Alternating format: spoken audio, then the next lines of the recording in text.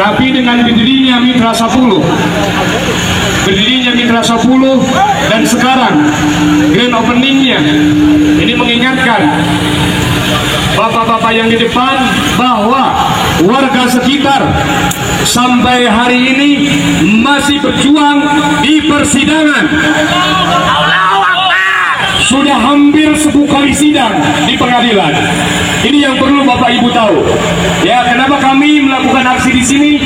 Kita menggugah rasa empati dari Bapak Ibu yang di depan, bahwa dengan berdirinya gedung di sini, warga sekitar sampai berproses hukum di persidangan.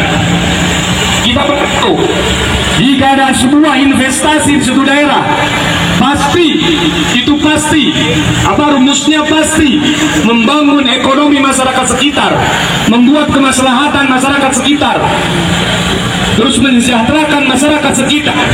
Namun dalam proses pembangunan gedung ini, warga antar warga dibiarkan beradu, dibiarkan terus bermusuhan, sehingga tidak dapat diselesaikan oleh aparat pemerintah, aparat kepolisian, sehingga berujung di pengadilan.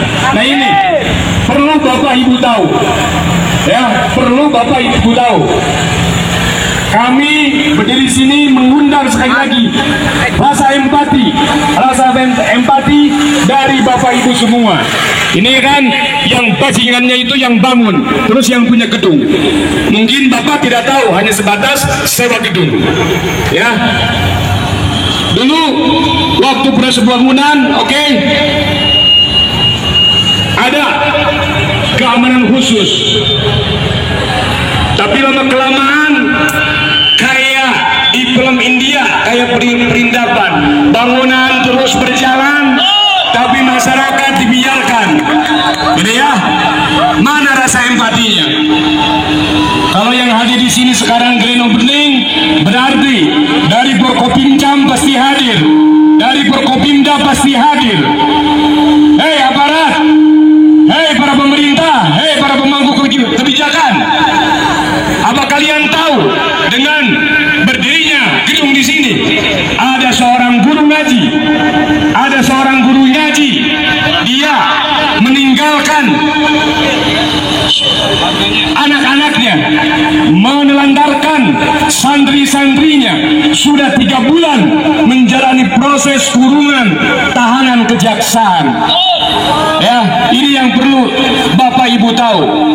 Kami tidak ada masalah dengan Bapak Ibu yang punya kapling-kapling dengan sewaan, tapi kita ada masalah dengan pembangunan gedung ini dan pemilik gedung ini. Coba bayangkan, ibu-ibu tetap itu makanan dari siapa? Makanan dari siapa? Kalau dari Mitra 10 kembalikan lagi. Hah? Simpan. Kalau dari Mitra 10 biarkan. Kembalikan lagi ke sana. Kembalikan lagi ke sana kalau dari Mitra 10. Kembalikan. Kembalikan lagi ke sana.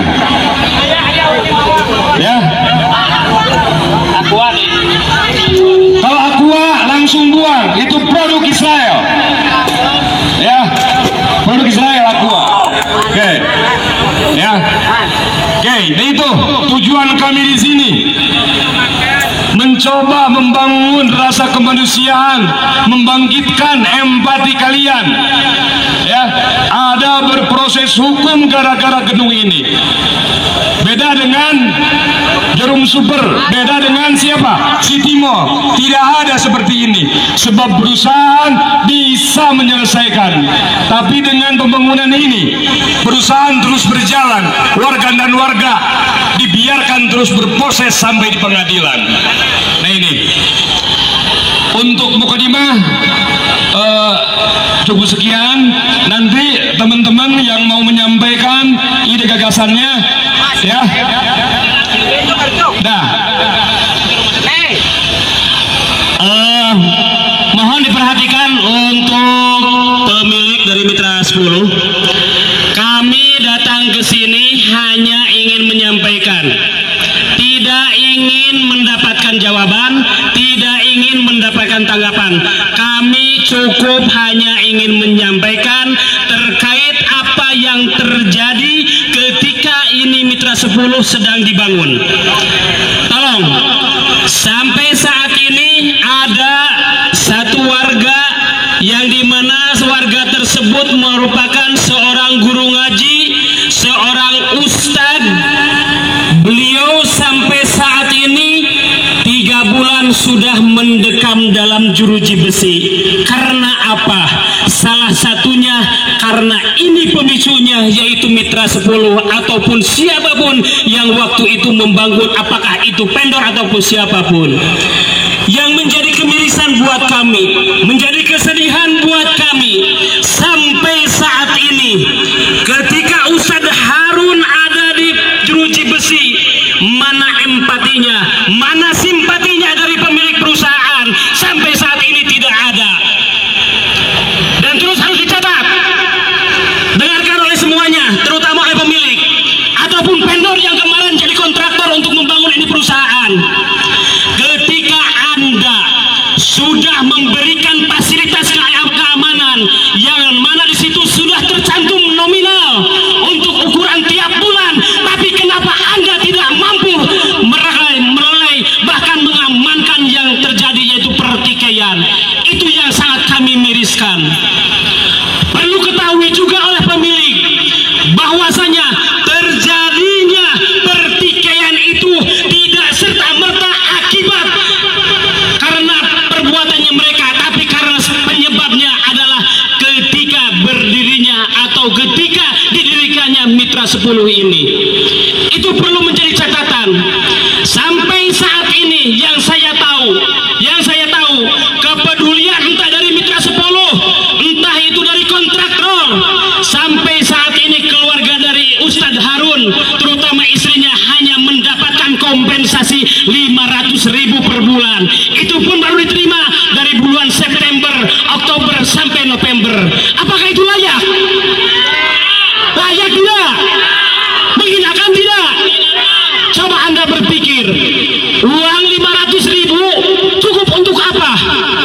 Ketika seorang yang punya tanggung jawab kewajiban dalam menafkahi keluarganya, bayangkan oleh Anda sekalian yang menjadi pemangku, baik itu di jabatan pemerintah, yang ikut andil berdirinya ini perusahaan. Camkan, hanya satu perusahaan pada saat ini menjadi indikasi terjadinya ketimpangan, terjadinya kezoliman.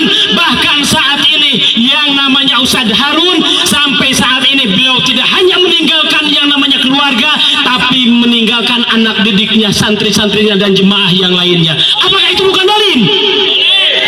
Apakah itu bukan dolim? Catat untuk kalian semua yang menjadi pemilik ataupun siapapun juga pengelola dari ini perusahaan, karena berdirinya Anda di sini ada terjadi kedoliman, di mana kedoliman ini dirasakan oleh Ustadz Harun sendiri. Maka kami dengan profesi yang sama, para ustadz, para asatid, para kiai, para alim, para ulama di saat ini, kami berempati, sangat berempati. Kenapa? Kami tidak mau berbicara dengan yang lain-lainnya, tapi kami mau berbicara mana simpati, mana empatinya dari perusahaan. Dan yang saya pertanyakan, kenapa perusahaan yang sudah mengeluarkan nominal begitu besar tiap bulan sampai terjadi seperti itu? Apakah terjadi ada intervensi dari yang lainnya? Apakah terjadi diskriminalisasi?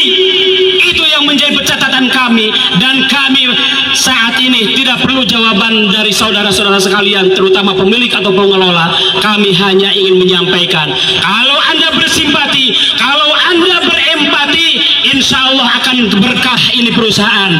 Tapi ketika Anda zalim, ketika Anda sekarang mengkriminalisasi ulama, mengkriminalisasi ustadz, saya yakin bukan hanya perusahaannya, tapi siapapun juga pengelolanya akan mendapatkan balasan yang luar biasa, balasan mungkin azab. Tapi saya selalu berdoa, kalau memang ada simpati, ada empati, silahkan, belum terlambat. Tapi kalau memang tidak ada itikat baik, saya doakan Anda sekalian mendapat hidayah. Tapi kalaupun toh hidayah tidak mendapatkan saya minta Allah mengajak seberat-beratnya pada kalian seluruh pengelola atau pemilik dari ini perusahaan. Terima kasih. Assalamualaikum warahmatullahi wabarakatuh. Dan dianggap cukup sekalian. Ada yang mau orasi lagi? Siap? Catatan ya. Tapi yang disampaikan itu ya tidak ada lain. Karena kita di framing sampai saat ini karena urusan perut. Awas, hati-hati. Ini ada yang berbicara di luar urusan perut. Kami tidak membicarakan urusan perut, tapi yang kami bicarakan masalah keadilan. Dan yang terjadi sekarang tidak ada keadilan, justru yang ada kedoliman.